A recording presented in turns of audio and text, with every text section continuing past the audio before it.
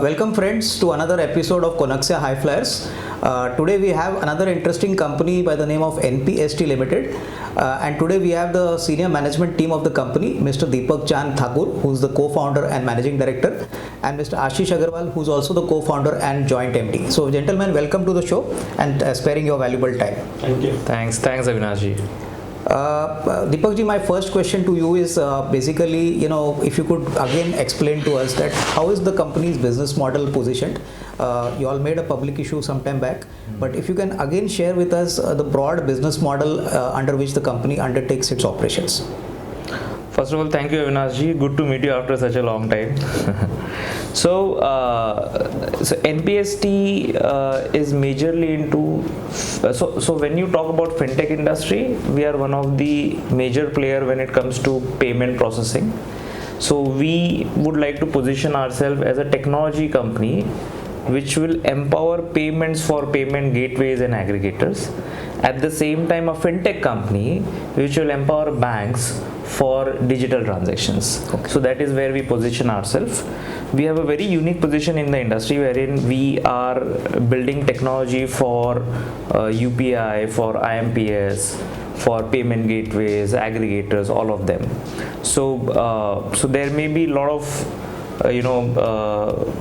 merchant onboarding process, there may be a lot of businesses around transactions, but when it comes to finally processing all of these financial transactions, you need someone like NPST who can take the ownership of processing them with an extremely good success rate, providing that experience to the customers of the banks, and also providing a very high success rate for the businesses on which payment aggregators, gateways, larger merchant aggregations, all of them work. Okay. So that's where we are right now, sir. So Deepak ji, my second question to you is if you could tell us something about your super app which you all have launched recently, and in what way is it different and how will it add value to the customers? Thank you for bringing this up. So this was 2.5 years of efforts. So the baby was out on 22nd July 2022. So let us understand that the entire industry has started shifting basis the inline technology in internet right from 2G, 3G, 4G, 5G. So what we are seeing today is if you see the user experience, you may have 30 to 40 apps in your mobile phone. Yeah. But it is just about 3-4 apps which you go on a daily basis. Exactly. So can we be one of those apps? That's the question mark. Okay. So if you have to do a banking transaction, only then you'll go to a banking app. Exactly. But what if you want insurance? What if you want mutual funds? What if you want to make electricity bill payment? Okay. What if you want to do shopping? So let us understand that for all of these experiences there are multiple applications. Yeah. But banking app is something which is mandatory in your phone as of today. Exactly. Why not bring all the fintechs on the banking applications? Okay. Why not bring all the banking services on that application? So banking super app is something that we have worked. Okay. Conceptually, all the banking services plus all the fintech services into a single application, powered by the banking platform. Okay. That is the super app. Okay. So when we started the process, I think this is one of the third largest public sector bank in the country, for whom we started from 54 odd services on the application. By the time we launched, it was about 260 services. Okay. And in 1.5 years, we have a mandate to take it to about 500 odd services. Okay.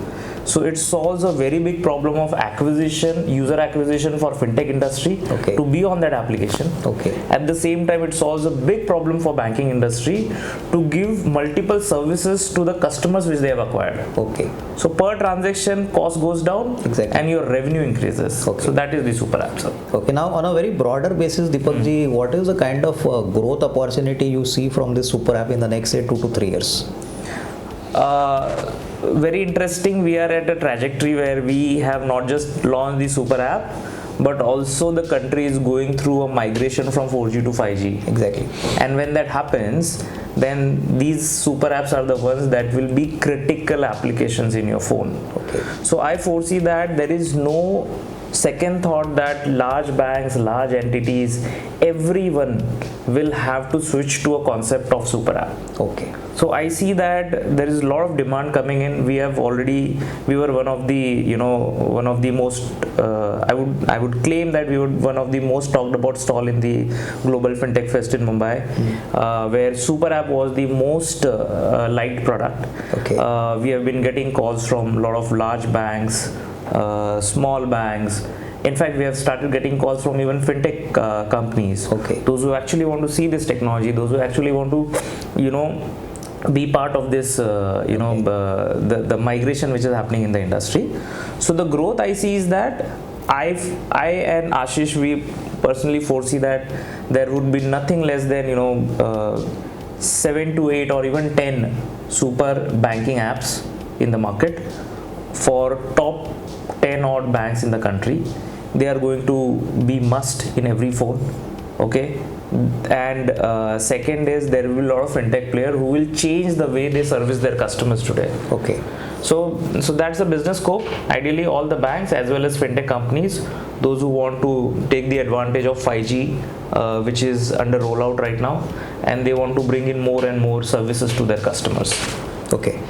Deepak ji, can you give me some idea about some statistics on the super app which you all have launched? If you can give us some idea about the user base, where exactly the customers are using this app. So if you could put some color on that. First of all, let me tell you that if anything launched by your bank, where you're holding an account, where you're keeping your money, you'll always have a great trust, rather than going to some other application where you have to link your bank account and transact there and come back. Yeah. So obviously the super app has been a great success for the bank we have done. In terms of number, I think we have done from 60 lakhs to 85 lakhs in a span of 3 months only. Okay. Yeah, so from the launch. Base. Okay. That's in our super app. Okay. So from the launch, within about 3 months, there is about 30-40% growth in the user base. I think excellent. Yeah. So the next question is, Deepak ji, on your QNX merchant platform, which you all have launched. Now tell me what is the kind of focus this product will have for the merchant acquisitions, and how big is this opportunity for your company? So just rectifying the name, it's Quinks. Okay. Okay. So let us understand that UPI is a cash burning product for any bank. Exactly. No bank is making money. Exactly. And that's majorly because let us understand that now UPI has become a blue-eyed guy for the payment industry. Exactly. Every single person who wants to do innovations, anything around product, they look at UPI. Okay. So as and when the adoption grows, you will see the ticket size and all of that. As and when it grows, the cost around UPI will continue to increase. And this is the pain we have understood long back. For about 4 years, we have been working on this product with again one of the largest customer that we have. And in the entire industry, either you are a user acquirer or you're a merchant acquirer. Okay. If you want to be user acquirer, you burn the cash, you bring people on your application. For that, we have launched super app. So it's easier for you to acquire users and bring in lots of services, make them transact, and generate revenue. On the merchant side, if you're holding a current account in bank, why not give them a merchant acquiring platform? Okay. And that is where you make money. Okay. So what we are trying to do is we are trying to solve the problem in the industry wherein you're burning cash on maintaining a UPI switch, but we are on top of that, if we can give them a merchant acquiring platform on which you can generate some revenue. Okay. Fine. How do we generate revenue? By giving the digital solution to merchants, by giving them the reconciliation platform, the merchant application, the QR solution, the sound box, or you talk about the portal, you talk about the AI engine. So all of that is part of our merchant platform. Okay. So this creates a lot of revenue generation potential for anyone who adopts this solution. We started with bank, but today we have aggregators, gateways, and even fintech asking for the solution. Okay. Yeah. Ashish ji, any numbers on this in terms of the number of people who have downloaded it? You can say basically we are the TSP, we are providing this service. So currently we are having 3-4 customers who are using this product. Okay. And in the pipeline, you can say 7-8 more that we are discussing. Okay. Maybe bank and few big merchants or gateways. Okay. Okay. So basically, I mean, this is also another product which is going to actually address the needs of the merchants, merchant community. Okay. Now, my next question is, you all have also launched a product called Evoke. If you can tell us something about it, what does it do, and what is the kind of addressable audience? So Evoke is the new love we have in the organization. Okay. So what we have done is we started with time pay as TPAP. Yeah. But as an organization and being a listed entity, we have responsibility towards our shareholders, and that is where we decided we'll go the other way around.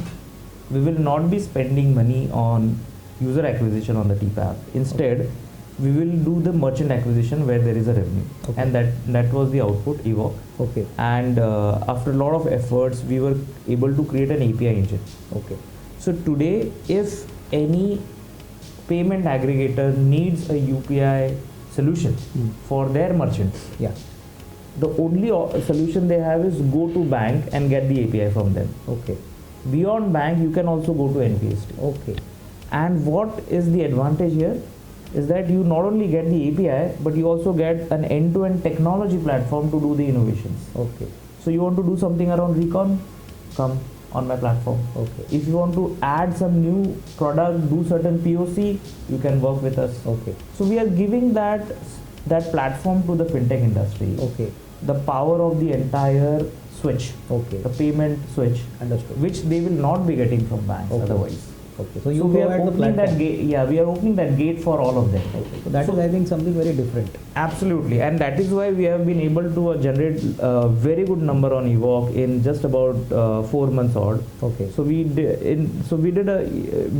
were very careful in this approach, and we spent about 6 months in doing the entire POC, setting up the process, the regulatory compliances, the technology space, the security audit, all of that. And then later on, when we started, we just flew. I think Ashish can share some in terms of number, you can say when we have started in the month of September, and now we are in the month of December, we are already tenfold. Oh. Yeah. Okay. And we are expecting at least 20% growth each and every month. Okay.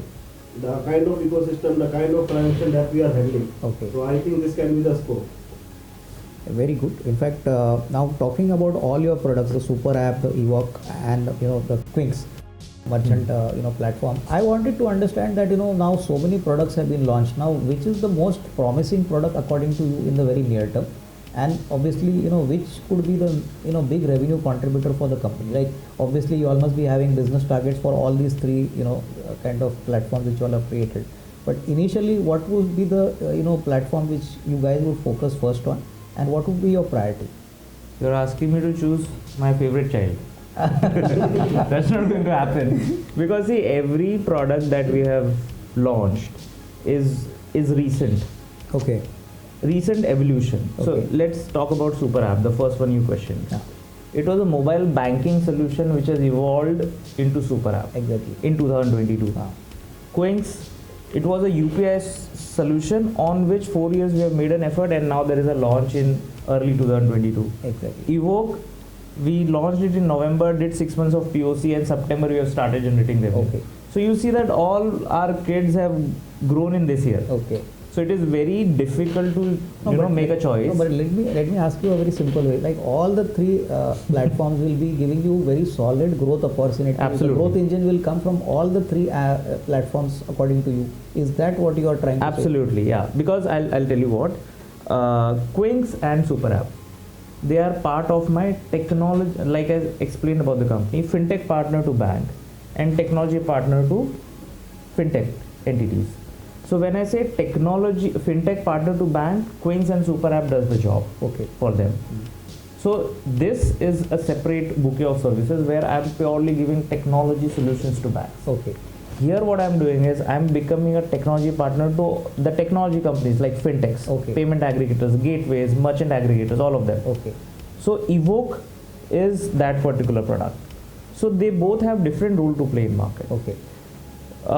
If you say in terms of number trajectory, Evoke is the one that will give huge numbers. Okay. Okay, it will give huge visibility to the organization. It will give very good, presence across the private sector. Okay. If you talk about Super App and Quinks, it will give us a solid foundation and create annuity business for a very, very long term. Okay, understood. So they both have very different model and they both have very different contributions. I'll give you some stats about UPI. I think somewhere about 2020, country has closed first time 1 billion transactions in UPI. Yeah. And with the vision, it should be 30-fold in next 5 years. Okay. Means 1 billion in a day. And I think currently we are touching 7.5 billion. So we are already on a track. Okay. Out of this, you can say 40% is P2I. Okay. Out of total transactions, 40% is P2I. Yeah. Evoke is something which is taking care of this P2I. Okay. Fine.